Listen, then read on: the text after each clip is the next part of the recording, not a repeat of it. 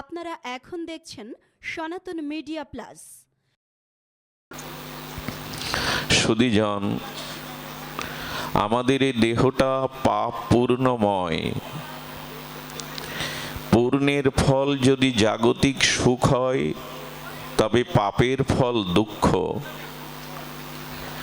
এই পাপ পূর্ণময়, আমাদের সুখ দুঃখময় আমাদের এই দেহ। কিন্তু মানুষ যদি সাবধান হয়, সাবধান কারা হয়? সাধকরাই সাবধান হয়, সাধারণ সাবধান হয় না। আমার মতো অজ্ঞ সাধারণ জীব সতর্ক বা সাবধান হয় না। সাবধানতা যার আছে সেই সাধু। সাবধানতাটা কি জানেন? এই সুখ দুঃখ পাপ পুণ্য ভোগ থেকে আমরা উপরে উঠতে পারি। উপরে ওঠার একটি মাত্র পন্থা, সেটি হলো সময়কে কাজে লাগানো। যারা সময়ের মূল্য দেয়নি, যারা সময়ের মূল্যায়ন করেনি, এরা সাধক নয়। এদের দ্বারা এই ভোগময় পাপপূর্ণ থেকে একটি তৃতীয় স্তরে ওঠার কোনো সম্ভাবনাই নাই। আমরা জপে বসলে, ধ্যানে বসলে অনেকটা সময় মনে হয়, কিন্তু 3 ঘন্টা ক্রিকেট ম্যাচ বা মোবাইল দেখলে সময়টা কখন চলে যায় আমরা বুঝতে পারি না। সময়ের মূল্য আমরা ঠিক দেই না। দেখবেন আপনি ধ্যানে বসুন, মনে হবে অনেকক্ষণ ধ্যান করেছেন, বেশিক্ষণ ধ্যান করেননি। যেমন কারো জন্য অপেক্ষা করলে সময়টা খুব দীর্ঘ মনে হয়, কিন্তু প্রিয়জন পাশে এলে সময় যে কখন চলে যায় আমরা জানি না। সময় আমাদেরকে তৃতীয় স্তরে উত্তীর্ণ করতে পারে, এই সুখ দুঃখ পাপ পুণ্য স্তর থেকে। দেখুন, পাপ যতদিন আছে, পূর্ণ যতদিন আছে, ততদিন পাপ পূর্ণ সুখ দুঃখ ভোগ আছে। কিন্তু মানুষের জন্মটা এর উপরে ওঠার, কারণ ভোগজনিতেই পাপ পুণ্য ভোগা যায়। পাপ পুণ্য কিভাবে ভোগী জানেন আমরা? রাজপ্রাসাদে রাজা বৃত্ত বৈভব ঐশ্বর্য বিনোদনের মধ্যে সুখ সে অনুভব করছে, ভোগ করছে, সুখের ভোগ। আর বস্তিতে খাদ্যহীন, বস্ত্রহীন, চিকিৎসাহীন একজন নিরাদরণ দুঃখ ভোগ করছে। আসলে এর জন্য ঈশ্বরও দায়ী না, আমরা সময়কে কাজে লাগাইনি। যথাযথ সময়কে যথাযথভাবে আমরা সাবধান হয়নি। এই জন্য এই সুখ দুঃখ পাপ পুণ্যেরই ফল। তো মানুষ কোথায় যাবে? হলো পাপ পুণ্যের ঊর্ধ্বে শ্রীহরি চরণে, শ্রী ভগবানের চরণে কেউ যদি স্বভক্তিতে পৌঁছাতে পারে, এখানে দুঃখ নেই, সুখও নেই, এখানে পাপও নেই, পুণ্য নেই, অনাবিল আনন্দ আছে। ওইখানে অনাবিল আনন্দ আছে। ভগবানের শ্রীচরণে, ভগবত ধামে যদি কেউ পৌঁছাতে পারে, এই পাপ পূর্ণকে, সুখ দুঃখকে উত্তরণ করে, ওইখানে দুঃখ নাই, ওইখানে জরাব্যাধি মৃত্যু নাই, ওইখানে চির বসন্ত, চির আনন্দ। ওই জায়গায় যাওয়ার জন্য আমাদের এই জন্ম। কিন্তু সময় কাজে লাগায় কজন? সময় তো বয়ে যাচ্ছে। আপনার জীবনে ধন আছে, ঐশ্বর্য আছে, পদ আছে, প্রতিপত্তি আছে, ভোগের ক্ষমতা আছে, কিন্তু সময় নাই। কোনো মূল্য আছে ওগুলোর? আবার বলি কথাটি ধ্যান দিন, ধন, ঐশ্বর্য, বিত্ত বৈভব, পদ, মর্যাদা সব আছে, সময় নেই হাতে। ওগুলো থেকেও ভোগ করতে পারবেন কি? দেখুন, সময় যে কত মূল্যবান, কাউকে যেন আইসিইউতে ভর্তি না হতে হয়, ভেন্টিলেটর দিয়ে না রাখতে হয়। ওই আইসিইউ রুমের বাইরে যারা থাকে তারা জানে এক একটি সময়ের কত মূল্য। বাবা রাধে রাধে। সময়ের কি মূল্য আমরা ওই সময় বুঝতে পারি। দয়া করে সময়কে কাজে লাগান। জীবনে সব কিছু চলে গেলে ফিরে পেতে পারেন চেষ্টা, পুরুষার্থ, কর্মের দ্বারা, কিন্তু সময় চলে গেলে। আমাদেরই দেশে মনে হয় একজন গেয়েছিলেন, সময় গেলে সাধন হবে না।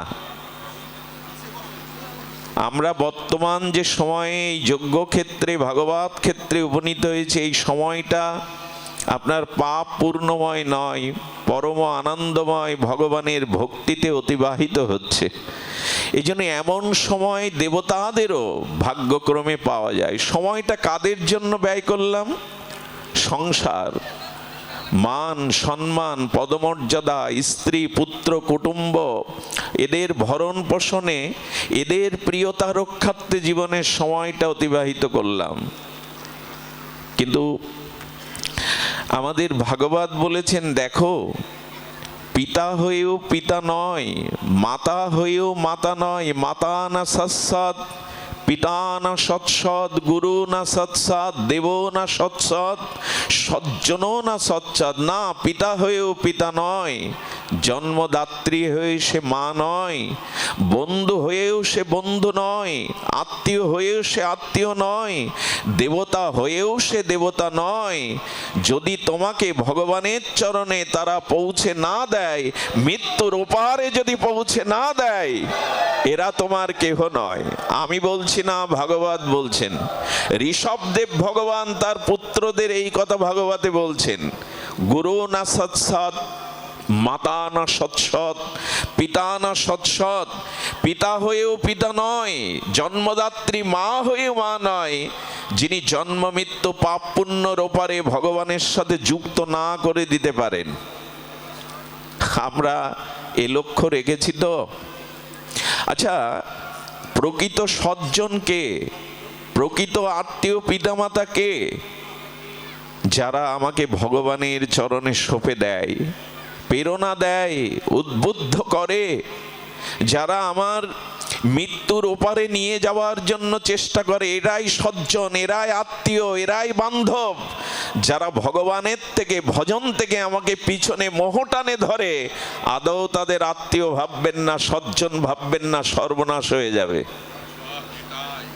তারা আত্মীয় নয়, তারা আমার আত্মার আত্মীয় নয়। যারা আমাকে ভগবান বিমুখ করে, বিষয় অভিমুখী করে, ভজন থেকে আমাকে দূরে ঠেলে দেয়, এরা আদৌ কেউ কুটুম্ব আত্মীয় সজ্জন নয়।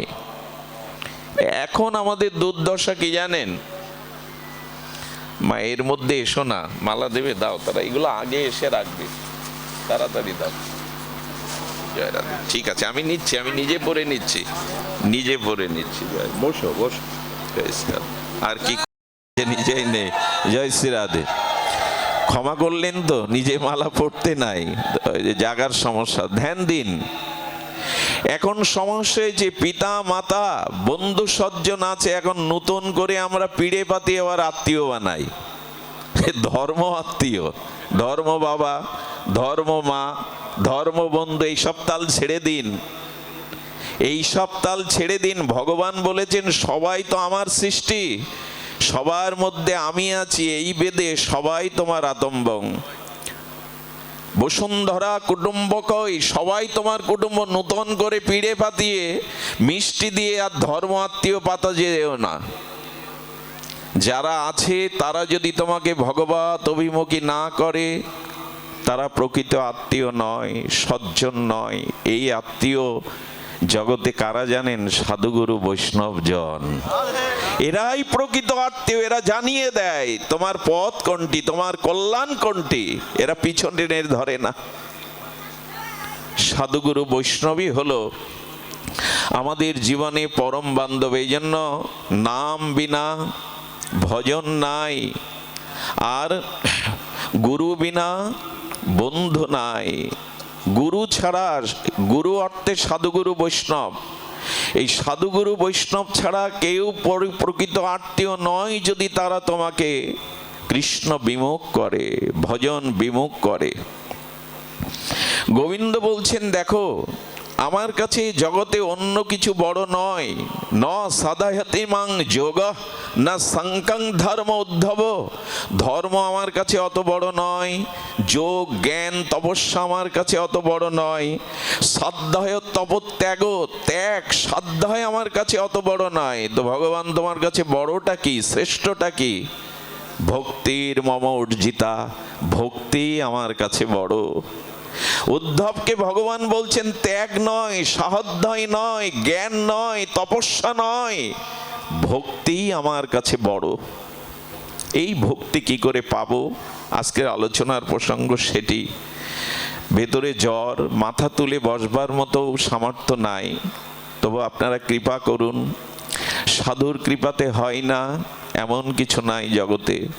আমরা ভক্তি পথের যাত্রী হব। এখন হাত ঘড়িটা দেখতে ভুলে যাব, কারণ কত নিশি, কত দিন তো চলে গেছে জীবনে, আজ বা নাই দেখলাম হাত ঘড়ি। আজকে জীবন ঘড়ি তাকিয়ে দেখুন, এই সময়টা প্রভু আমি সাধু সঙ্গে অতিবাহিত করছি। এই জন্য জীবন ঘড়ির দিকে তাকান। সুধীবৃন্দ, আজ আমি আপনাদের এমন একটি চরিত্র, এমন একটি মাধুর্যময় চরিত্র আস্বাদনে ব্রতী হব, যেটি বড় অভিনব, আস্বাদ্য, মনোরম শুধু নয়, মন অভিরাম। সেটি হলো এই ভক্তি প্রাপ্তির একমাত্র উপায় শ্রীগুরু কৃপা, শ্রীগুরু মহিমা। আচ্ছা, আমরা এও জেনেছি যে সাক্ষাৎ গুরুদেবে যদি পরম ব্রহ্ম স্বরূপ এই বোধ না আসে, আপনি গুরু কৃপা হতে প্রেম ভক্তি লাভ করতে সমর্থ নন। আচার্যং মাং বিজানিয়াত, ভগবান বলছেন উদ্ধব, গুরুদেবকে আমার স্বরূপ বলে জানবে। খুব ধ্যান দিতে হবে, এবার খুব মনোযোগ দিতে হবে। সেটি হলো, গুরুদেব হলো ভগবানের কৃপা ঘন, করুণা ঘন শ্রীমূর্তি, অর্থাৎ আমার শ্রী গুরুদেবে যেন স্বরূপের চিন্তা আসে, অর্থাৎ ভগবানের অভিন্ন মহিমা প্রকাশ। গুরুদেব পরম ব্রহ্ম, পরম ব্রহ্ম স্বরূপে গুরুকে দেখতে হবে। কত দুঃখ আর পরিতাপের সাথে বলতে হয়, এখন গুরুর কাঁধে হাত দিয়ে আমরা ছবি তুলতে শুরু করেছি। হ্যাঁ, গুরুকে আমরা পারলে মামলা ঠুকে দিই। এক শিষ্য আমায় বলছেন, বাবা কি করি বলুন তো? কেন? আমার গুরুদেব আমার ছেলের চাকরি দেবে বলে 5 লাখ টাকা নিয়েছে, সে চাকরিও দেয় না, টাকাও নেয় না, এখন কি মামলা ঠুকে দেব? দূর অবস্থা এমন জায়গায় দাঁড়িয়েছে, গুরুর নামে শিষ্য এখন মামলাও ঠুকিয়ে দিতে পারে। এই সব তালে ঘোর অন্ধকার নেমে আসছে। অথচ ভগবান বললেন আচার্যং মাং বিজানিয়াদ, গুরুকে মনুষ্য বুদ্ধি করো না, ন মত্ত শ্রয়েতয়া, মর্ত বুদ্ধি করো না। গুরুদেব রক্ত মাংসের পিণ্ড দেখাচ্ছে বটে, তারও সংসার আছে, তারও জরাব্যাধি আছে, তারও পুত্র কন্যা আছে বলে তুমি তাকে মনুষ্য জ্ঞান করবে তা নয়। গুরু হলো ঈশ্বরের সাক্ষাৎ স্বরূপ। জীবের নিস্তারের জন্য ভগবান স্বয়ং কৃপা ঘন করুণামূর্তি নিয়ে শ্রী গুরু পাদপদ্মরূপে। এই বোধ আছে তো গুরুতে? যদি না থাকে তো অন্ধকার, সব তালা বন্ধ, আপনি পৌঁছাতে পারবেন না, কোনো ঘরে পৌঁছাতে পারবেন না সাধনের। তো এর একটি দিব্য চরিত্র আজ আমি আপনাদের শ্রবণ করাবো, যে গুরুকে সাক্ষাৎ পরম ব্রহ্মের স্বরূপ বলে জানতে নির্দেশ দিয়েছেন স্বয়ং ভগবান। আচার্যং মাং বিজানিয়াদ, যে চরিত্রটা আজ আপনাদের সামনে বলবার জন্য বড় অভিপ্রায় অল্প সময়ের, সরযুবাই। এই চরিত্রটা আপনারা ভক্তমাল চরিত্রে প্রিয়াজির টিকাতে দেখে নেবেন। সরযুবাই, এই সরযুবাই তার গুরু ভক্তিতে এই পৃথিবীতে যে ঘটনা ঘটেছিল তা কুত্রাপি দ্বিতীয় কোথাও দেখা যায় না। এই সরযুবাই হলো আমাদের অখণ্ড ভারতবর্ষের প্রথম মহিলা মহন্ত। মহিলা মহন্ত, নারী মহন্ত এই প্রথম সরযুবাই। সরযুবাইয়ের পরিচয়, তিনি যে পরিবারে বেড়ে উঠেছেন তার বিবাহের লগ্ন স্থির হলো। বিবাহ বাসরে তাকে সুন্দর করে শৃঙ্গার করে অলঙ্কারে ভূষিতা করে বসানো হয়েছে। বর সম্মুখে কিন্তু মন্ত্র বলতে চাইছেন না সরযুবাই।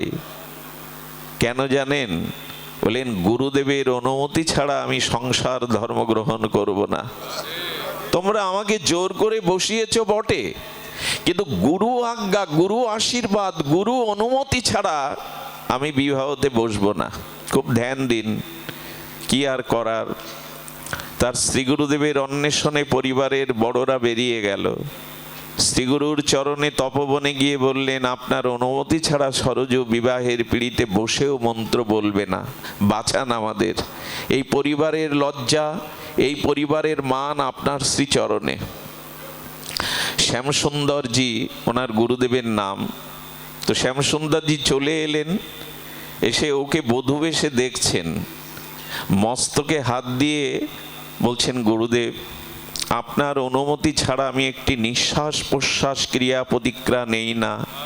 এরা আমাকে বসিয়েছে বটে, কিন্তু আপনার অনুমতি ছাড়া আমি এই বিবাহ এবং এই সংকল্প করতে রাজি নই। গুরুদেব চোখ বন্ধ করে কি যেন ভেবে বললেন, মা, সংসারের মোহ মায়াতে আবদ্ধ হতে তুই আসিসনি, এই বিয়েতে আমার অনুমতি নাই। আচ্ছা, আমাদের সামনে যদি গুরু এই কথা বলতো, আমরা কি করতাম? তাকে পুলিশেই দিতাম, লাঠি ঠেঙা নিয়ে উঠতাম। কিন্তু সরজু বিয়ের পোশাক অলংকার খুলে ফেলে বলল, মৃত্যু একদিকে, পৃথিবী একদিকে, আমার গুরু বাক্য একদিকে, আমি গ্রহণ করতে রাজি নই। গুরুদেব বলেছেন আমি সংসার প্রবেশ করতে রাজি নই। কি করবে? কিছু করার ছিল না। বর উঠে গেল, আনন্দের হাট ভেঙে গেল, কিন্তু মনে মনে শান্তি পেলেন, শ্রী গুরুদেব আমাকে নিশ্চয়ই কল্যাণের জন্য বাঁচিয়েছেন। সিদ্ধান্ত কিন্তু আমরা এইভাবে নিতে পারি না। মুখে বলি গুরুদেবের চরণে নিজেকে পূর্ণ সমর্পণ। দীক্ষা মানে আর কিছু নাই। দীক্ষা মানে আমার জীবন যৌবন, ইহকাল পরকাল, জন্ম জন্মান্তর আমি তোমার চরণে নিজেকে বিক্রি করে দিলাম।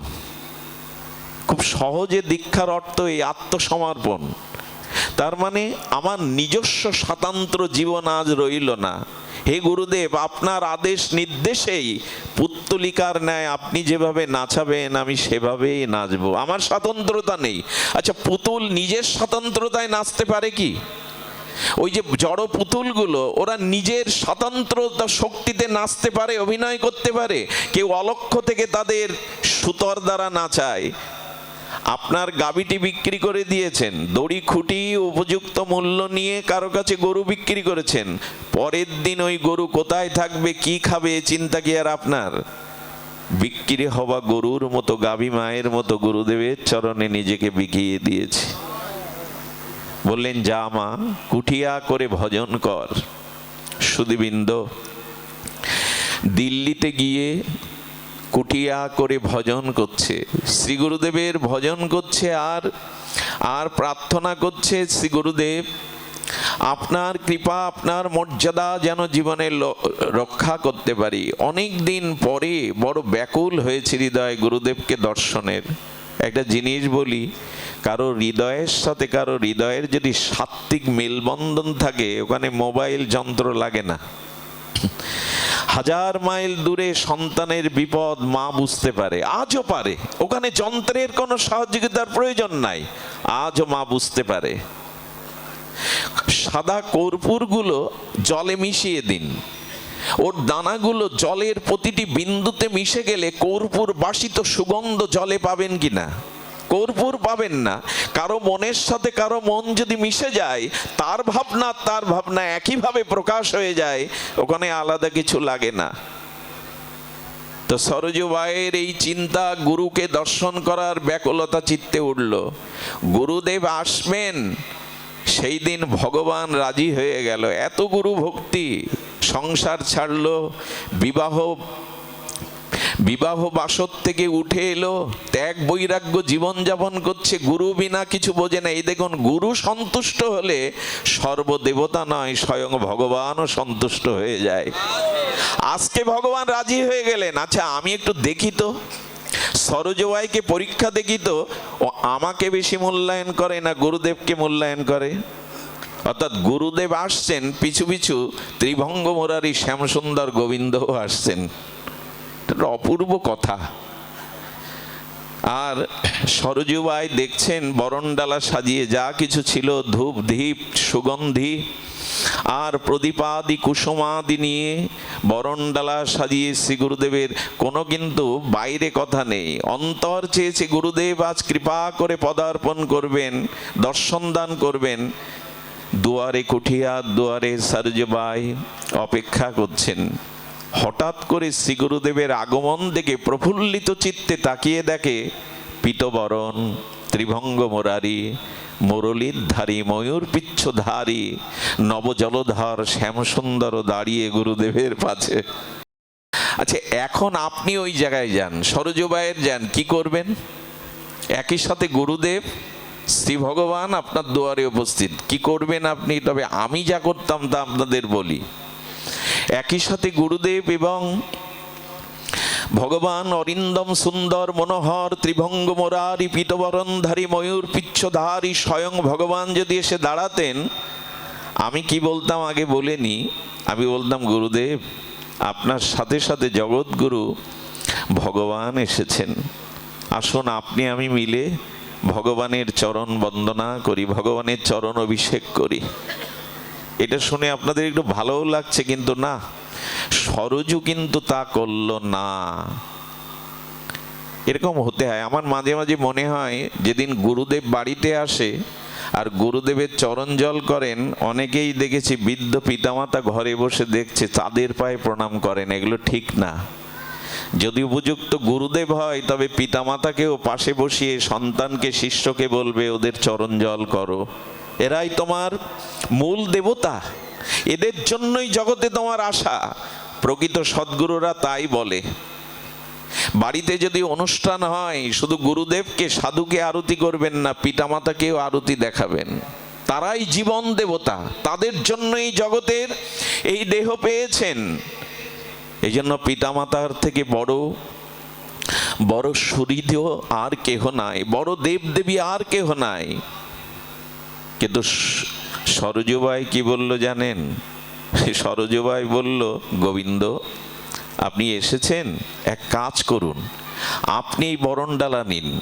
আমি বলছি আর আমার শিহরণ যাচ্ছে, ভেতরে আড়রণ হচ্ছে। বলছেন গোবিন্দ কৃপা করে এসছেন গুরুদেবের সাথে, এই নিন বরণডালা, আসুন আপনি আমি গুরুদেবকে বরণ করি, গুরুদেবকে বন্দনা করি, আসুন আপনি। অবাক করা কথা, পৃথিবীতে বিরল ঘটনা এটি। ভক্তমালে নাভাজি গোস্বামী লিখছেন এটি বিরল ঘটনা। গুরুর প্রতি শ্রদ্ধা দেখো। একটা কথাই পরিসরে বলে রাখি, মন্ত্র আর গুরু এক। আর প্রকট গুরুদেবে অপ্রকট ভগবানের থেকে যদি বেশি শ্রদ্ধা হয় তবে আপনি ভক্তি পেয়ে যাবেন।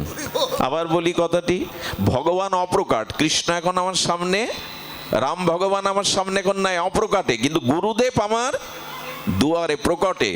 অপ্রকট ভগবানের থেকে প্রকট গুরুদেবে যদি অধিক শ্রদ্ধা কারো হয়, সেই ভগবত ভক্তি লাভের যোগ্য, সেই ভাগবত ভক্তি লাভের যোগ্য। সুধীজন, ভগবানকে যেই থালা ধরিয়ে দিতে যাচ্ছেন, সরজু আমি জগৎগুরু, আমি ভগবান শ্রীকৃষ্ণ, তোমার গুরু ভক্তিতে প্রসন্ন হয়ে এসেছি বলে তুমি গুরুদেবকে বরণ করার আদেশ দিচ্ছ, আমায় নির্দেশ দিচ্ছ। বললেন শুনুন ভগবান। আচ্ছা, তার আগে শোনো সরজু, তোমার এই চোখ, তোমার এই হস্ত, তোমার এই ইন্দ্রিয়, তোমার এই জীবাত্মা আমারই দেওয়া।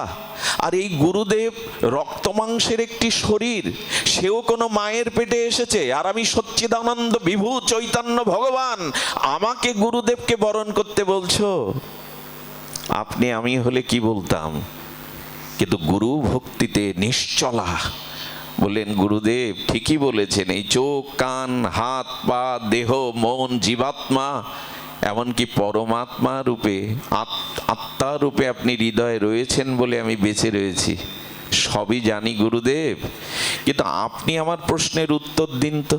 আহা কি মধুময় অমৃত কথা।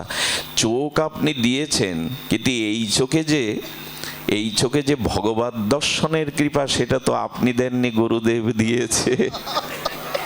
চোখ আমরা সবাই পেয়েছি কিনা এখানে?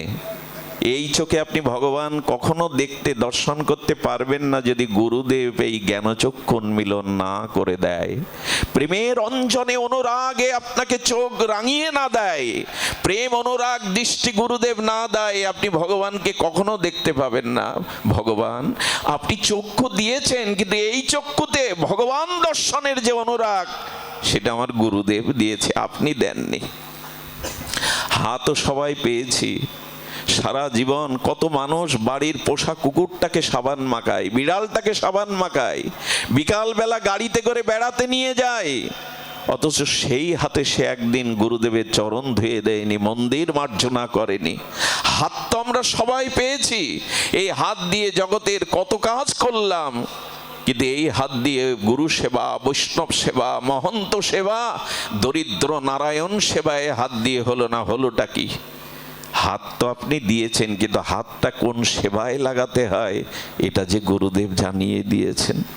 আমি তো অন্ধই ছিলাম, আমি নিজের স্বরূপ জানতাম না, আমার করণীয় কি, আমার কর্তব্য কি, আমার লক্ষ্য কি, আমার উদ্দেশ্য কি, এটা গুরুদেবই জানিয়ে দিয়েছেন। আর শুনুন ভগবান, আহা, এই কথাটা আপনাদের লিখে রাখতে হবে হৃদয়ে, ভুলে যাবেন না, তাহলে দুপায়ে এগিয়ে যেতে পারবেন। বলেন আপনি তো আত্মারূপে আমার হৃদয়ে রয়েছেন, আছে কিনা ভগবান আমাদের হৃদয়ে? আত্মারূপে আছে কিনা? প্রত্যেক প্রাণীর হৃদয়ে আছে, কিন্তু সেই প্রাণী পাপ করে কেন, ধ্বংস হয় কেন, পতনের পথে যায় কেন? তুমি বাঁচাতে পারো না? কথা কি বোঝা যায়? কার মধ্যে আত্মা নেই হাত তুলুন। সকলের মধ্যে আত্মা, ভগবানের চিৎকণ মাময়ী বংশ জীবলোক, সেই চিৎকণ আত্মা রূপে ভগবান সব হৃদয়ে আসনে বসে আছেন। তবে পাপের হাত থেকে কেন আমায় ধরো না? আমার পতন হয়, পশুকুলে জন্ম নেই, কেন বাঁচাও না? প্রভু তুমি আত্মা রূপে রয়েছো, কিন্তু পাপের হাত থেকে ওই আত্মা আমাকে রক্ষা করতে পারেনি। কিন্তু অন্ধকারের পথ থেকে, অসত্যের পথ থেকে, পাপের পথ থেকে গুরুদেব হাত ধরে আমাকে আলোর পথে, মুক্তির পথে, কল্যাণের পথে এনে দিয়েছেন। এই জন্য প্রভু ভগবানের চোখে জল এসে গেছে। সরজুর এই কথা শুনে, গুরু ভক্তি শুনে গোবিন্দের চোখ চিকচিক করে উঠেছে। এটা জগৎকে প্রমাণের জন্য এই বার্তা দিলেন।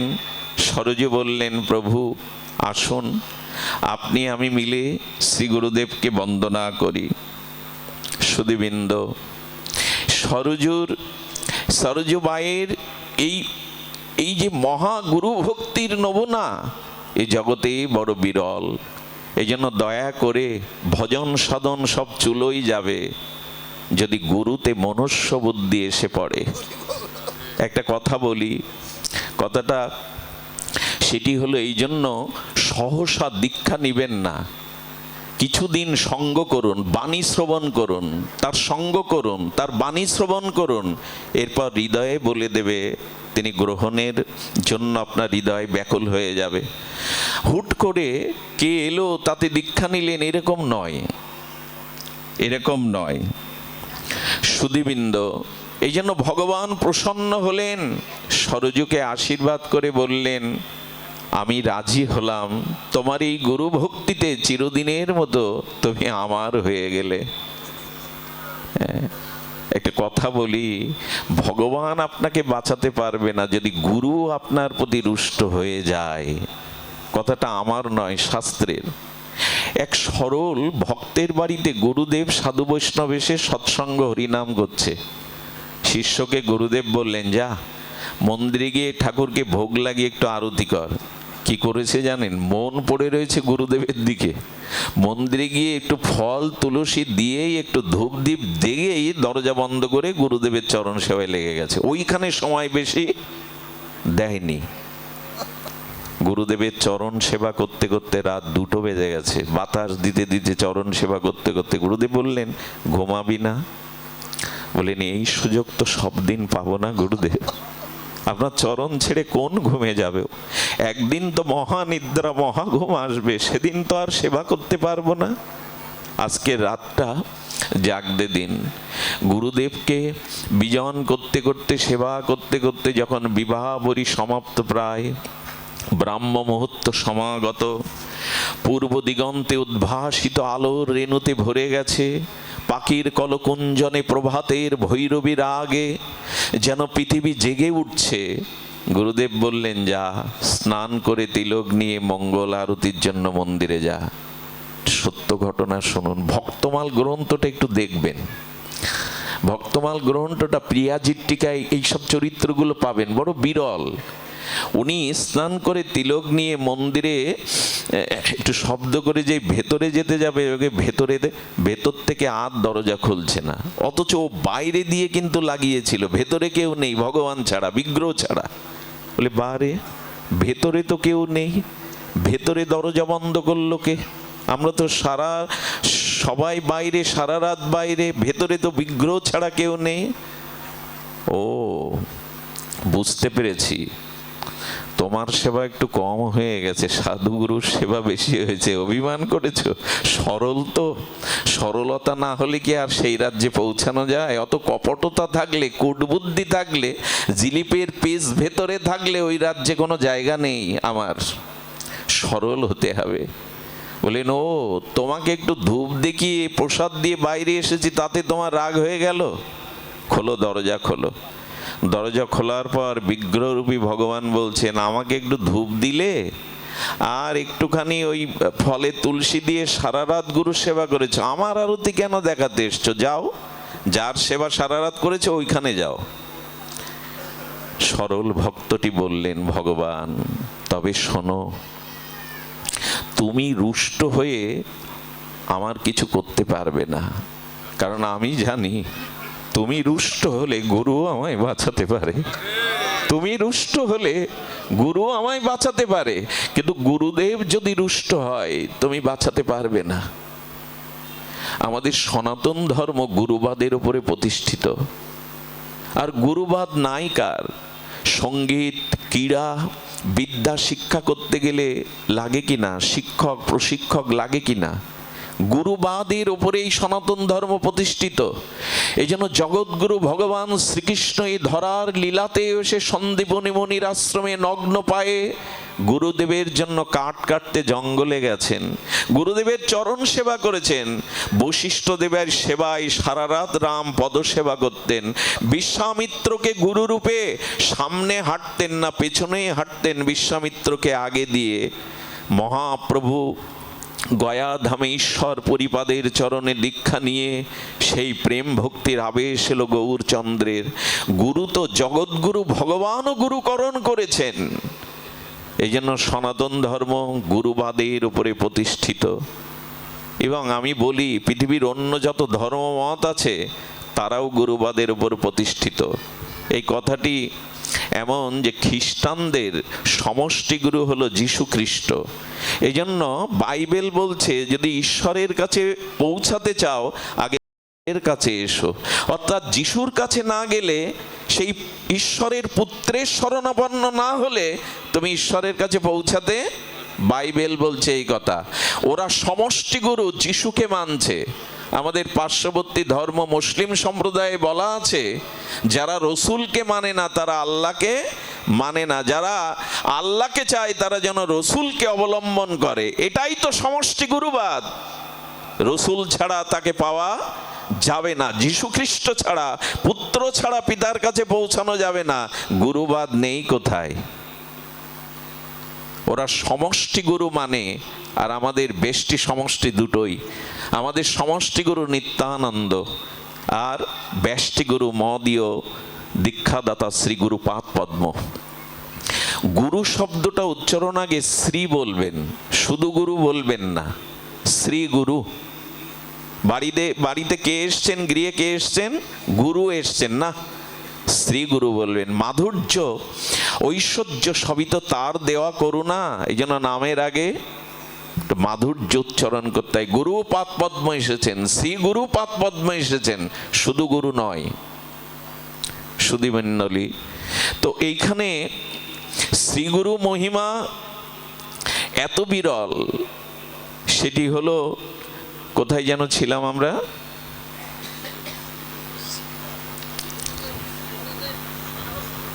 কোনটা?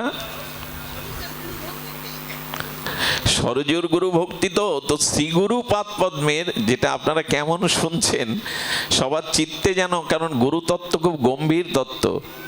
জগৎ গুরু, অনেক গুরু তত্ত্বের উপরেই আমাদের সনাতন ধর্মের প্রতিষ্ঠা। মহেন্দ্রজি না থাকলে আমরা ডক্টর মহানম্রত ভগবত গঙ্গাতরীকে পেতাম না। বন্ধু সুন্দর জগতে না এলে মহেন্দ্রজিকে আমরা পেতাম না। সবই গুরু কৃপা। এই যে আমাকে দেখছেন এখানে, আমাদের দ্বারা যা কিছু সম্ভব এগুলো গুরু কৃপা। শ্রী গুরু কৃপাতেই আমাদের জগতে। এই জন্য যুক্তি, তর্ক, অবিশ্বাস, গুরুদেবের প্রতি সন্দেহ, সংশয় এগুলি ত্যাগ করে যদি গুরু ভক্তি অটুট। আচ্ছা, প্রশ্ন আসতে পারে, আমার গুরু যদি সমত্ববান না হয়, আমার গুরু যদি শাস্ত্রজ্ঞ না হয়, আমার গুরুর আচার আচরণে যদি আমার অশ্রদ্ধা আসে, এক্ষেত্রে একটি মূল্যবান আপনাদের সিদ্ধান্ত আমি জানাতে যাচ্ছি, যদি মন দিয়ে শ্রবণ করেন, খুব ধ্যান দিয়ে শুনুন। গুরু যদি সামর্থ্যবান নাও হয়, গুরু যদি তত্ত্বজ্ঞ নাও হয়, কিন্তু সেই গুরুদেবে যদি আপনার পূর্ণ আত্মবিশ্বাস, শ্রদ্ধা, আনুগত্য থাকে, তবে আপনার কারণেই সেই গুরুদেব মহান গুরুদেব হয়ে ওঠেন। আপনার শ্রদ্ধা বিশ্বাস কারণে গুরুদেব মহান গুরুদেব হয়ে ওঠেন। শুধু গুরুদেব শিষ্যকে বাঁচায় না, মাঝে মাঝে শিষ্য গুরুদেবকে সেই স্তরে উত্তীর্ণ করে। এই জন্য বিশ্বাস চাই, শ্রদ্ধা চাই, আনুগত্য চাই। তার একটি বড় চরিত্র আমি আস্তে আস্তে ধনঞ্জয়ের আমি শ্রবণ করছিলাম। সেটি হলো উত্তরপ্রদেশের এক রাজার কন্যা, কিন্তু জন্ম থেকেই তার নাম কি রাখেছেন জানেন? পিতামাতা রাজকুমারীর নাম রেখেছিলেন অন্যরকম, কিন্তু তার স্বভাব আচরণের দ্বারা তার নাম রাখা হয়েছিল বৈরাগ্যবতী। কি নাম? বৈরাগ্যবতী। বলে কেন? মুখে যখন শব্দ আসলো, কথা ফুটলো, তখন বলছে, দেখ মামনি, কি সুন্দর কিশলয় আর সবুজ পল্লবে ফুলে ফলে ভরে গেছে বসন্ত। যেই বলতো, আর ওর মুখ দিয়ে বৈরাগ্য কথা ছাড়া অন্য দ্বিতীয় কথা আসতো না। ও বলতো, আগামীতে শীত আসছে, এই বসন্তের শোভা সব ঝরে যাবে। বুঝতে পেরেছেন? বসন্তের বর্ণনা করছে রাজা, আর কন্যা বলছেন, বাবা শীত এলে এই ফুল, এই ফল, এই কিশলয়, এই সবুজ পল্লবিত সিঙ্গার থাকবে না, সব পাতা ঝরে যাবে। তার মানে বৈরাগ্যের কথাই বলতো। কারো যৌবন দেখলে বলতো, বাবা আগামীতে জরা বার্ধক্য ব্যাধিতে এই মানুষটা আক্রান্ত হবে। সবাই ওর নাম রাখলো পূর্ব সংস্কার, পূর্বজন্মের সংস্কারে বৈরাগ্যবতী, কিশোরী বৈরাগ্যবতী। সংসারের রাজপ্রাসাদে থেকেও তার তীব্র বৈরাগ্য। কারো কারো এমন হয়, পূর্ব সংস্কারে এমন হয়। প্রাসাদের মধ্যে থেকেও, ভোগ ঐশ্বর্যের মধ্যে থেকেও কারো কারো মধ্যে বৈরাগ্য সূচিত হয়। এটা পূর্ব কর্ম সংস্কার। এই সংস্কারে বৈরাগ্য উদিত হয়। বৈরাগ্যবতী বলল, বাবা আমি রাজপ্রাসাদে থাকবো না। তো কোথায় থাকবি মা? রাজপ্রাসাদের সামনে একটা কুঠির করে দিন, ওখানে বসে আমি ভজন সাধন করব। শুরু হয়ে গেল তার ভজন জীবন। বাবা মা জানতেন ও সংস্কার নিয়ে আসছে, ওকে ভোগের মধ্যে রাখা যাবে না। সুধীবৃন্দ, ওই ভজন করতে করতে কুঠিয়ার মধ্যে বলছেন, হে দয়াল, হে করুণা নিধি, হে করুণা বারিধি, তুমি কৃপা করে, শুনেছি সদ্গুরুদেবের কৃপা না হলে তোমায় প্রাপ্ত হওয়া যায় না, প্রেম ভক্তি লাভ করা যায় না। তুমি কৃপা করে আমাকে সদ্গুরু মিলিয়ে দাও। আমি একটা কথা বলি, সদ্গুরুর জন্য ভগবানের কাছে প্রার্থনা করবেন, ভগবান কৃপা করে আপনার দুয়ারে সদ্গুরু পাঠিয়ে দেবেন। ও বলছে বৈরাগ্যবতী যে কৃপা করে তুমি সদ্গুরু মিলিয়ে দাও। গুরুদেব ছাড়া তোমার প্রেম ভক্তি, তোমার মাধুর্য তত্ত্ব আস্বাদন সম্ভব নয়। এই বলতে বলতে যখন প্রার্থনা করছে সারা রাত কেঁদে কেঁদে, কি বলবো, রাজকুমারী কুড়ে ঘরে আছে দেখে এক বিখ্যাত চোর ওর দুয়ারে এসছে, যে নিশ্চয় রাজকুমারী একটু অলংকার গহনা টহনা তো থাকবে। কিন্তু যেই দুয়ারে মুখ বাড়িয়েছে, দেখছে চোখের জলে কাঁদছে, বলছে তুমি সদ্গুরু মিলিয়ে দাও, প্রভু সদ্গুরু মিলিয়ে দাও। চোর বলছে, এই তো একটা সুযোগ, ও কি করেছে জানেন? মাথা মুন্ডন করে শিখা রেখে গেরুয়া পরে ধরে একেবারে প্রকৃত সদ্গুরুদেবের স্বরূপে এসে জয় নারায়ণ জয় মাধব এই বলছে।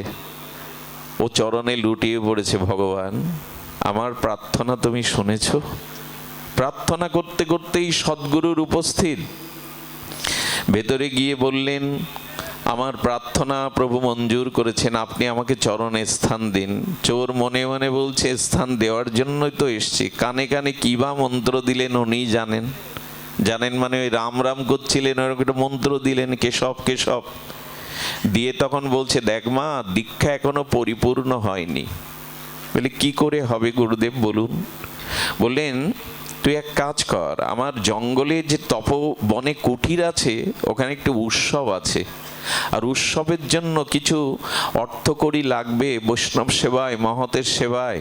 সঙ্গে সঙ্গে নিজের যে অলংকার যা কিছু ছিল সব খুলে দিল, বলে আর একটু অপেক্ষা করুন, আমার নামে অনেক অলংকার আছে, ওই অলংকারগুলো পুটুলি বেঁধে বললেন, বলি চল আমার কুটিরেই চল। কুঠিরে গিয়ে বলছে, দেখ দীক্ষা আমি দিয়েছি কিন্তু দীক্ষার পরিপূর্ণতা এখন হবে। বলে কি করে গুরুদেব? একটা দড়ি কাছে রেখেছে, চোর তো, বৃক্ষের গায়ে বেঁধে রেখে বললেন, দেখ এই বন্ধন আমি যতক্ষণ এসে না খুলবো ততক্ষণ তোর দীক্ষা পরিপূর্ণতা পাবে না। আমি ছাড়া কেউ যদি এই বন্ধন খুলতে আসে, যদি খুলে দেয় তবে দীক্ষার পরিপূরণ আমি এসে খুলে দেব, তবেই দীক্ষা পরিপূরণ হবে। বুঝতে পারছেন তো কৌশল? রাজকন্যা ওর খোঁজ খবর হবে, বেঁধে রেখে সোনাদানা নিয়ে চম্পট। রাজার কর্মচারী সেবকগণ দেখছেন কুমারী রাজকুমারী ভজন কুটিরে নাই, চারিদিকে সেনা পাঠিয়ে, সমর্থবান রাজা তো, 3 দিন বাদে জঙ্গলে গাছের সাথে, আমি গল্প শোনাতে এত পথ আসেনি। ভক্তমালে বলছেন, এই দেখুন গুরু যদি যথার্থ নাও হয় আর আপনার নিষ্ঠা যদি অটুট থাকে, ঘটনা কি ঘটে দেখুন। বিশ্বাস এবং নিষ্ঠা গুরু ভক্তি কোথায় নিয়ে যায়। ভক্তমালে বলছেন, রাজার কর্মচারী এসে যখন তাকে খুলতে যায়, বলে খবরদার আমার গুরু বিনা এই বাঁধন আমি কারো দ্বারা খুলব না। রাজাকে যাওয়ার পরে রানী এলো, অর্থাৎ মা এলো, রাজা এলো, পরিবারের সকলে এসে বলছেন, মা এখনো বুঝতে পারিসনি? আরে তোর সমস্ত অলংকারগুলো চুরি করে নিয়ে গেছে, ও চোর বাটপার, তোকে এমনি করে ঠকিয়েছে। বলো খবরদার বাবা, দ্বিতীয়বার আমার গুরুদেবের নামে যদি কিছু বলো আমি তোমার মুখও দেখব না। এই দেখুন যথাযথ সুদৃঢ় বিশ্বাস মানুষকে কোথায় নিয়ে যায়। আমরা তো গুরুদেবের দোষ দেখতেই ব্যস্ত। গুরুদেব শুধু টাকা চায়, গুরুদেব শুধু এটা চায় ওটা চায়। সুধীবৃন্দ, নিষ্ঠা যদি, একটা জিনিস শুনুন, গুরুপতি যদি অশ্রদ্ধা আসে মন্ত্র কাজ করবে না, কোনো মন্ত্র ভজন কাজ করবে না। তো কি হয়েছে বলেন, পিতা তখন বুঝলেন ওকে এমন আবেশে রেখে গেছে, এখন তো আর কোনো উপায় নেই। রাজা পাহারা দিচ্ছে, রানী কান্নাকাটি করছে, গুরুদেব আসবে বাবা তোমরা অপেক্ষা করো, এই বাঁধন কেউ খুলতে পারবে না। এভাবে দিন যেতে যেতে যেদিন 10 দিন পর্যন্ত চলে গেছে, না খেয়ে না দে চোখের জলে অপেক্ষা করছে আমার গুরুদেব আসবেই।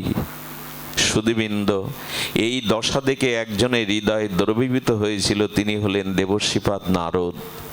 একজন চোর বাটপার গুরুদেবের কারণে সে তার পিতা মাতা পরিজন কারো কথা শুনছে না, এত নিষ্ঠা গুরুদেবের প্রতি।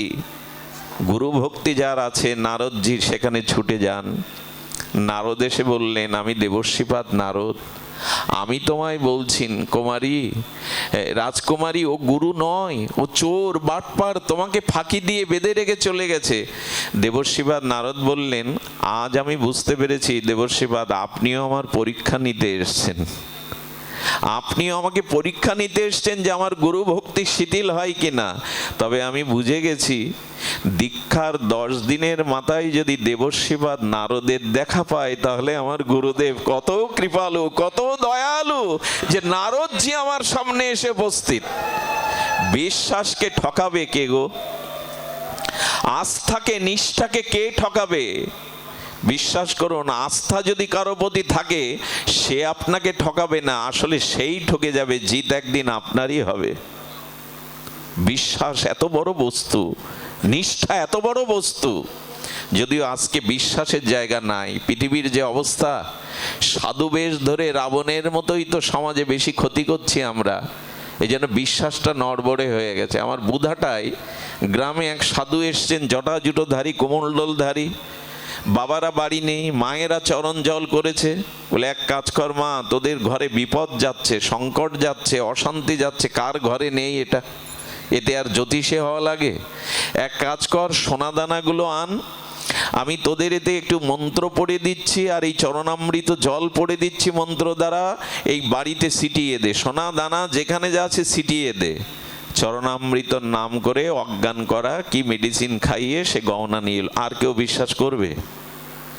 রাবণ যদি সন্ন্যাসীর বেশ না ধরে, সন্ন্যাসীর বেশ না ধরে আসতো একরকম, ওই সন্ন্যাসীর বেশ ধরে রাবণ এমন একটা কলঙ্ক দিয়ে গেল, সীতাহরণও করা যায় সন্ন্যাসী রূপে।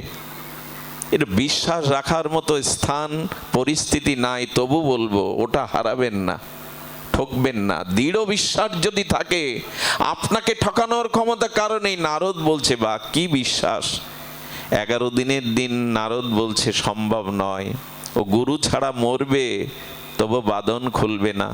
নারদের গুরুনিষ্ঠায় দয়া হলো, গোবিন্দ চরণে গিয়ে বলছে, তুমি একমাত্র বাঁচাতে পারো ওকে, তুমি ওকে বাঁচাতে পারো। মেয়েটা 11টা দিন না খেয়ে না দে ওই বিশ্বাসে আছে তার গুরুদেব এসে বাঁধন খুলবে। চলো ভগবান, চলো তুমি, আমি তো দেখতে পাচ্ছি না, এই সরল নিষ্কপট রাজকুমারীর বিশ্বাস নিষ্ঠাস ঠকতে পারে না, তুমি চলো। গোবিন্দ নিজে এসেছেন। মা আমার দিকে তাকা, আমি জগৎগুরু ভগবান। ও চোর রে, ওর পরম্পরা নাই, ওর মন্ত্র নাই, ও প্রসিদ্ধ পরম্পরা দীক্ষা তোকে দেয়নি, ওকে তোকে ঠকাবার জন্য। বললেন, ভগবান আমাকে কেন পরীক্ষা নিচ্ছেন? যে গুরুদেবের দীক্ষার 11 দিন বাদে নারদ সহ ভগবান সামনে আসে, সে কি সাধারণ হতে পারে? আহা, ভগবান তখন মাথা নিচু করেছে। বিশ্বাসের কাছে, সরলতার কাছে ভগবানও মাথা নত করে। বলছেন, কি করে বোঝায় নারদ, কি করে বোঝায়? বললেন, প্রভু না, আপনি জগৎগুরু, আপনি প্রণাম নিন, কিন্তু আমার গুরুদেব ছাড়া এই বাঁধন মুক্ত আমি। আসলে বন্ধন মুক্তি গুরু ছাড়া আর কেউ দিতে পারে না। এই বন্ধন মুক্তি, এই জগৎ সংসারে জন্ম মৃত্যু জরা ব্যাধির বন্ধন একমাত্র গুরুদেবই দিতে পারে, আর কেহ না, আর কেহ পারে না। শ্রীগুরু চরণে রতি, এই সে উত্তম গতি, যে প্রসাদে পুরে সর্ব আশা। ঠাকুর মশাই লিখে গেছেন, শ্রীগুরু চরণে রতি, সেই সে উত্তম গতি, যে প্রসাদে পুরে সর্ব আশা। সব আশা তো গুরুদেবী পুরাবেন। তিনি ছাড়া যে ভবপারের কাণ্ডারি কেহ নাই, তিনি ছাড়া যে ভবরোগের কোনো ঔষধি নাই, তিনি ছাড়া যে হৃদয়ের অজ্ঞানত অন্ধকার দূর করবারও কেউ নাই। শ্রীগুরুই একমাত্র হৃদয় কন্দরের তিমির অন্ধকার দূর করতে পারে। গুরুই একমাত্র ভবসাগর তারণ করতে পারে। গুরুই একমাত্র ভব মহৌষধি রূপী ভবরোগ দূর করতে পারে। গুরু ছাড়া তো কেহ নাই। আমি জানি না কেন আজ 2 দিন ধরে এই গুরু তত্ত্ব আমাকে পেয়ে বসেছে। শ্রীগুরু মহিমা হৃদয় থেকে আমি তাড়াতে পারছি না। এই জন্য আপনাদেরও সেই হৃদয়ের প্রসাদ ভাব অনুভব দেওয়ার জন্য বড় ব্যাকুল। ভগবান তখন হনুমানকে ডাকলেন। হনুমান আসার সাথে সাথে বললেন, প্রভু আমাকে কেন ডাকলেন? বললেন, হনুমান এই দেখো, গুরুনিষ্ঠা দেখো। সব শুনে হনুমান বলছেন, প্রভু মনে হচ্ছে ওকে একটা প্রণাম করি। এখন আমাকে কেন ডাকলেন? বলেন, যেখান থেকে হোক ওর গুরুদেবকে নিয়ে আসো, এছাড়া কোনো উপায় নেই। আমি দেখতে পাচ্ছি না ওর এই দশা, আমি দেখতে পাচ্ছি না, ওর গুরুদেবকে নিয়ে এসো। হনুমানজি কি করেছে জানেন? এই রাজকুমারীকে দেখে বলছে, ধন্য তোমার গুরু ভক্তি, ধন্য তোমার ইষ্ট ভক্তি। আজ হনুমান ধ্যানযোগের দ্বারা দেখছেন ওর গুরুদেব কি করছেন জানেন? ওর গুরুদেব এক বাড়িতে চুরি করবে বলে প্রস্তুতি নিচ্ছেন, আর বাইরে গিয়ে এসে তিলক টিলক তো মুছেই ফেলেছেন সব কিছু। যখনই উনি ঘরে চুরি করতে উঠবেন, জয় সিয়ারাম জয় শ্রীরাম বলে হনুমানজি তার পেছনে গদা হাতে। হনুমানজির প্রকট মুক্তি দেখে ভয়ে কম্পিত হয়ে বললেন, যে পাপ আমি জীবনে করেছি, আমি মনে করেছিলাম আমার জীবনে যমদূত আসবে, এখন দেখছি রামদূত এসে উপস্থিত। তোমার কারণে আমি তোমার কাছে আসিনি, একজনের কারণে তোমার কাছে এসেছি। চলো চলো, তুমি দেখবে যাকে বেঁধে রেখে এসছো তার নিষ্ঠা বিশ্বাস গুরু ভক্তি দেখবে। হনুমান তাকে পিঠে করে উড়িয়ে নিয়ে এলো। ভাগ্য দেখলেন, দেখুন কার কারণে কি হচ্ছে। গুরু ভক্তি গুরু নিষ্ঠা গুরু রতিমতিতে কি না হয় জগতে। সুধীবৃন্দ, হনুমান যে কাঁধে করে কাকে নেয়? রাম লক্ষ্মণ ছাড়া নেয়? তাকে আনার পরে ভগবান শ্রীকৃষ্ণ বলছেন, দেখো তোমার শিষ্যকে বেঁধে রেখেছো, শিষ্যাকে এই দেখো তার অবস্থা। সে যেই গুরুদেব এসছে ব্যাকুল হয়ে চোখের জলে গুরুর চরণ বন্দনা করছে, দূর থেকে এসেছেন গুরুদেব। আজ আপনার কৃপায় আপনার করুণায় আমি দেবশিবা নারদ স্বয়ং ভগবান হনুমান জিকে পর্যন্ত আমরা পেয়েছি। পিতামাতা অবাক বিস্ময়ে দেখছে যে আজ এই বৈরাগ্যবতীর কল্যাণে আজ আমরাও ভগবানের দর্শন পেলাম, কৃপা পেলাম। পুরো পরিবারই শ্রী ভগবানের চরণে আশ্রয় নিলেন, আর ওই চোরের হৃদয়ে ভগবান পূর্ণাঙ্গ পাপ দূর করে পূর্ণাঙ্গ সদ্গুরু রূপে তাকে অভিষেক করালেন। এও সম্ভব। এই গাল গল্প নয়, ভক্তমাল চরিত্র নাবাজি গোস্বামী লিখেছেন, গুরু ভক্তি এমন জায়গায় আমাদের নিয়ে যেতে পারে।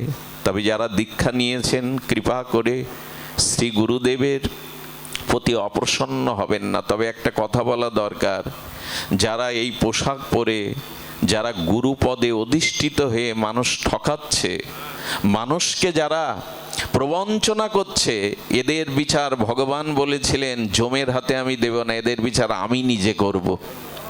যম নয়, কারণ কলেজ পড়ুয়া কোনো ছাত্রছাত্রী যদি ঘোর অপরাধ করে, পিয়ন বা সাধারণ মাস্টার মশাই সাজা কম দেয়। প্রিন্সিপালের কাছে যদি একবার নোটিশ যায়, তেমনি ভগবান বললেন যারা গুরু রূপে সাধু রূপে মানুষকে ঠকাচ্ছে, প্রবঞ্চনা করছে, আমি যমের হাতে তাকে দেব না, আমি নিজেই তাকে সাজা বিধান করব। কারো বিশ্বাস নিয়ে খেলবেন না, কারো বিশ্বাসের অমর্যাদা করবেন না। এই বিশ্বাস কোনো কালেই আপনার জীবনে ফিরে আসবে না। আমি অনুরোধ করব, যারা দীক্ষা শিক্ষা নিয়ে আমরা ভক্ত বেশ ধরে এই পথে নেমেছি, দয়া করে কৃপা করে কারো বিশ্বাসের সাথে ছলনা করবেন না। এই পোশাকটার অনেক মূল্য জানেন। এই তিলক মালাটা, এটা নারায়ণের দিব্য বৈকুণ্ঠের চিহ্ন। এগুলো নিয়ে যেন আমরা প্রবঞ্চনা না করি। কোনো মানুষকে ঠকালে একদিন ঠকাতে হবে, কোনো মানুষকে কাঁদালে তার অধিক আপনাকে কাঁদতে হবে। এই জন্য যারা ভাগবত প্রচারে, যারা ভক্ত বেশ ধরে আছি, আমাদের উচিত হবে কারো বিশ্বাসের আঘাত না করা। একদিন আমার বিশ্বাসও কিন্তু টিকবে না। আর যদি এই পথ হতে বাঁচতেই হয়, আমি আপনাদের অনুরোধ করে যাব, সেই অনুরোধ হলো ধর্মের সবথেকে শ্রেষ্ঠ সেবা কি? যদি বলা হয় সাধনার মধ্যে ধর্মের শ্রেষ্ঠ উপদেশের মধ্যে সারাৎসার কোনটি, তবে সেটা হলো পরহিত করা। এ কথা বলেই আমি পাঠ রাখছি। পরহিতের থেকে বড় ধর্ম, বড় তপস্যা, বড় সাধনা আর নাই। আর পৃথিবীতে সব থেকে বড় অধর্ম হলো পরপীড়ন, অন্যকে ঠকানো, অন্যকে কাঁদানো, অন্যকে বঞ্চনা করা। দেখুন, রামায়ণ মহাভারত সব আপনাকে ঠোঁটস্থ করতে হবে না, শাস্ত্র সব আপনাকে জানতে হবে না। এইটুকু জেনে নিন, আমি যেন পরপীড়ন না করি। পরের প্রতি এই যে আমাদের দয়া, এই যে করুণা, এই যে অন্য জীবের প্রতি আমাদের যে সেবা ভাবনা, এটাই শাস্ত্রের সার। আর যদি সেই সেবা কেউ মূর্তি হয়ে সাধু বৈষ্ণব দিন দুঃখীর সেবা করতে পারে। এই সেবায় আপনাকে আমি যে উচ্চারণ করেছিলাম ভক্তি মম উর্জিতা, ভগবানের অত্যন্ত প্রিয় এই যে ভক্তি, এই ভক্তি লাভের প্রথম সেই অধিকারী যার সেবা ভাব আছে। এই জগতে যে পরপীড়ন পরবঞ্চনা করতে আসেনি, পরকে দুঃখ দিতে আসেনি, সেবা মূর্তি নিয়ে এসেছেন, তিনিই অধিকারী ভক্তি রাজ্যের, তিনিই অধিকারী প্রেম রাজ্যের। ছোট্ট একটা দৃষ্টান্ত দেই, এই দৃষ্টান্ত দিয়েই পাঠ রাখি। বিল্বমঙ্গল এনার কথা আপনাদের জানা আছে? ভক্ত বিল্বমঙ্গল কৃষ্ণ কর্ণামৃত রচয়িতা। বিল্বমঙ্গল ভেবে আবার আমাকে ভেববেন না, আমি নর্দমান নরকের কীট। আর যে বিল্বমঙ্গলের কথা বলছি ইনি সাধক নয়, ইনি এই চোখেই যুগল রাধা মাধবকে বৃন্দাবনে দর্শন করেছিলেন। ইনিই লিখেছিলেন কর্ণামৃত নামক এক আস্বাদ্য গৌড়ীয় গ্রন্থ সম্ভার, যা মহাপ্রভু বড় আদর করে গম্ভীরাতে শ্রবণ করতেন রায় রামানন্দ স্বরূপ দামোদরের কণ্ঠে। কর্ণামৃত জগতে বিরল গ্রন্থ, মাধুর্যের এমন গ্রন্থ জগতে আর প্রকাশ হয়নি। এই মাধুর্যের গ্রন্থের রচয়িতা বিল্বমঙ্গল ঠাকুর। এই বিল্বমঙ্গল ঠাকুরের পূর্ব জীবন ছিল ব্রাহ্মণ জীবন, আর ব্রাহ্মণ পণ্ডিত জীবন হয়েও তিনি সাধুগুরুর সেবাতে নিজের জীবন উৎসর্গ করেছিলেন। ব্রাহ্মণ সন্তান পণ্ডিত, কিন্তু শাস্ত্রের মর্মত্ব বুঝে সেবা করতেন। সেবা যারা করে এরাই এই রাজ্যের প্রেম ভক্তি রাজ্যের অধিকারী। সুধীজন, ইনি সেবা করতে করতে বাড়ির জমি জমা অর্থবিত্ত সঞ্চয় সব খুইয়ে দিয়েছেন। 2 দিন কোনো সাধুগুরু বৈষ্ণব অতিথি সেবা দিতে পারেননি। আর তাতে করে তার কি হয়েছে জানেন? তাতে করে সে খুঁজে বেড়াচ্ছে অর্থ যে কোনোভাবে পেতে হবে সেবার জন্য। ওই রাজ্যের যিনি রাজা, তার রাজকুমারী হঠাৎ মৃত্যুবরণ করে।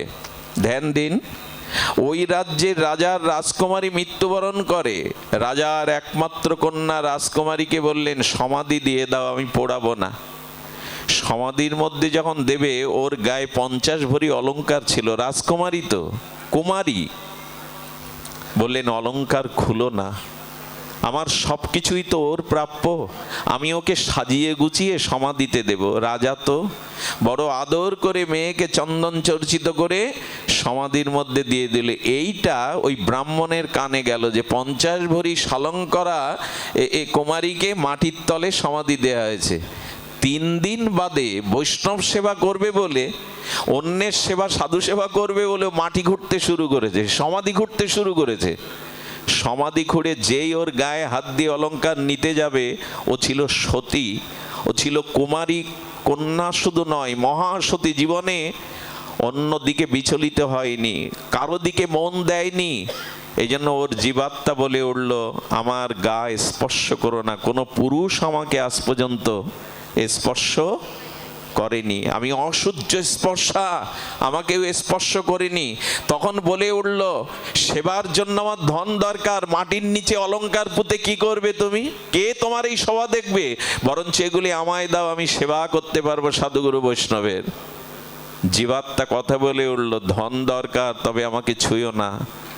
আমার বাড়ি গিয়ে আমার বাবা রাজাকে বলো, আমার পালঙ্কের এক কুঠির মধ্যে, পালঙ্কের এক মধ্যে অনেকগুলো সোনা রাখা আছে, এগুলো কেউ জানে না আমি ছাড়া, বললে বিশ্বাস করবে, আমার কথা বললে দিয়ে দেবে।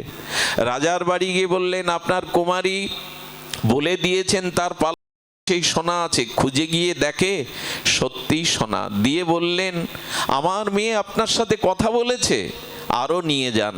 রাজা খুশি হয়ে তাকে দিলেন, সে সেবাও হয়ে গেল। সেই ধন সমাপ্ত হলে আবার বলছেন, ও অলংকার নিয়ে কি করবে? আবার মাটি ঘুরছে। তখন আর হাড়গুঁড়ো ছাড়া, কিন্তু আবার যখন ছুতে যাবে তখন বললে, বললাম না আমাকে ছুঁয়ো না, কোনো পুরুষ আমাকে স্পর্শ করেনি। বলো, আজ আর তোমার কথা আমি মানতে রাজি নই, পাপ হয় হোক, অভিশাপ পেতে হয় হোক, কিন্তু এই সম্পদ আজ দেখুন সেবার কি মহিমা। আমি অনেক জায়গায় পাঠ করতে গেছি বাবা, সারা বছর ভিক্ষা করে পাঠ দেয়, জানেন? এমন মানুষ আছে 6 মাস ভিক্ষা করে, নিজের কিচ্ছু নাই। এদের মনটাও বা কিভাবে ভগবান গড়েছেন? ভিক্ষা করেই ভাগবত দেয়। অনেকেই বলে কি আমার সামর্থ্য নেই। আজকাল তো বাবা তোমাদের ডাকতে গেলে হাজার হাজার ভক্ত শ্রোতা আয়োজন, না, 2-5 জনকে দিয়ে দেবেন, সামর্থ্য যেমন আছে তেমনই দেবেন। মন থাকা চাই, মহৎ কাজ কখনো আটকায় না। সংকল্প করুন, মহৎ কাজ কখনো আটকায় না। অনেকেই এই ভেবে সারা বছর, কেন বছরের পর বছর চলে যায়, গিয়ে একটু হরিনাম হরিকথা বৈষ্ণব সেবা হয় না। মন চাই, বলে আজ আর তোমার কথা শুনবো না, স্পর্শ করে অলংকারগুলো নিয়ে নিল। বলে আজ তুমি আমাকে স্পর্শ করলে, তবে অভিশাপ দিলাম, তুমি এই ব্রাহ্মণত্বের থেকে পতিত হবে, তুমি পতিত হবে, তোমার চিত্ত শুভ সংস্কার কিছুটা নষ্ট হবে। এই অলংকার নিয়ে বৈষ্ণব সেবা করেছিলেন, এই জন্য আগামী জন্মে ব্রাহ্মণ হয়েছিলেন, কিন্তু ওকে স্পর্শ করায় ওর অভিশাপে বিল্বমঙ্গল এক পতিতার প্রতি আসক্ত হয়ে গেছিলেন। চিন্তা নামক, আপনারা জানেন বিল্বমঙ্গল চিন্তামণির ইতিহাস। আর এই যে কুমারী যাকে স্পর্শ করেছিল, ওই চিন্তারূপে জগতে বৈষ্ণব সেবার মহিমার কথা বলছি, ওই চিন্তারূপে এসেছিল। এই জন্য চিন্তার প্রতি পতিতার মনোনিবেশ যায়। আর এই চিন্তারই কারণে বিল্বমঙ্গল নিজেকে অন্ধ করে ব্রজের পথে তুলেছিল। আমি বলি, সেবা ভাবনা যদি থাকে, সাধুগুরু বৈষ্ণব সেবা, দিন দুঃখীর সেবা, এই সেবায় একদিন আপনাকে লক্ষ্য পথে পৌঁছে দেবে। আজকে যারা এই নামযজ্ঞ ভাগবত দিচ্ছেন, এর থেকে বড় সেবা আর জগতে নাই। আপনাকে দুমুঠো দিলে আগামীকাল সকালে আবার খাদ্যের প্রয়োজন হবে। আপনাকে একটা বস্ত্র দিলে এই বস্ত্র আবার ছিঁড়ে যাবে, মলিন হবে। আপনাকে ঘর বেঁধে দিলে ওই ঘর আবার ভেঙে যাবে, ঝড় আসবে, ভূমিকম্প আসবে। আপনাকে অর্থ দিলে ওই অর্থ আবার নষ্ট হবে। কিন্তু কাউকে যদি ভগবত জ্ঞান দান করা যায়, কারো ভেতরে যদি ভগবত উপাসনা দান করা যায়, এই দানের থেকে শ্রেষ্ঠ এই জগতে আর নাই। তাই হরিনাম হরিকথা দানই শ্রেষ্ঠ। যারা এই যজ্ঞ কমিটি, এই ভাগবত সেবক বৃন্দে আয়োজন করেছেন, এদের থেকে বড় দাতা এ জগতে আর নাই। আর যারা হরিকথা হরিনাম দান করেন, এরা দাতা শিরোমণি, ভরি দাজনা। আর যারা হরিকথা শ্রবণ করেন, তারা এই দানের গ্রহীতা, তারা এই দানের উপযুক্ত গ্রহীতা। আসুন গুরু ভক্তি, ভাগবত ভক্তি, সেবা ভাবনা, এটা নিয়ে আজ এখান থেকে স্থান ত্যাগ করি। হৃদয়ে যেন গুরুর প্রতি নিষ্ঠার অতিমতি আর সেবা ভাবনাটা আমাদের হৃদয় পর্যবসিত হয়। সুধীবৃন্দ, আপনাদের মঙ্গল কামনা করে পাঠ বিশ্রাম রাখছি। আমাদের ধনঞ্জয় কৃষ্ণ দাস